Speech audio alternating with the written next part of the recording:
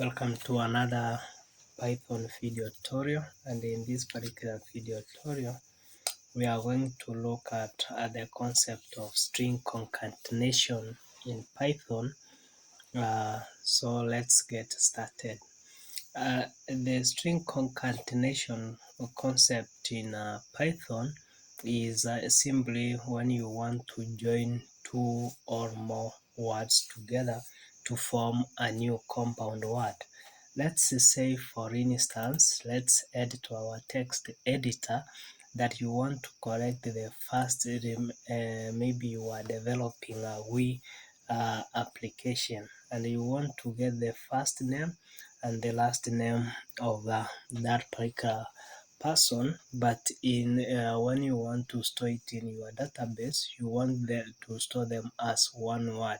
So you can make another variable here called full name, then equal to first name, and then when we are concatenating or joining words in Python, we use the plus sign. The plus sign here doesn't mean the normal addition from mathematics, but it means that text string 1 which is contained in the first name variable, then join it to the last name variable there. You must put that plus, and that's why you are seeing the text editor is complaining. Then after that, let's now print the result of the variable full name and see what is contained there. Save, run your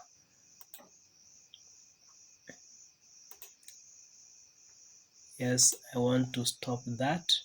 Then run that particular program, enter the first name which is maybe Peter, then the last name, enter to be John.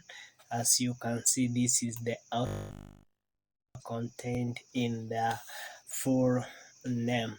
So we have learned previously, if we want to capitalize each the first letter of each word, just put there dot, then use the function title, save that particular work and run the program.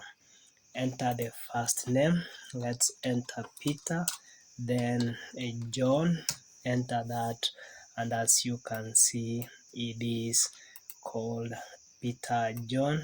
Each letter of each word is capitalized.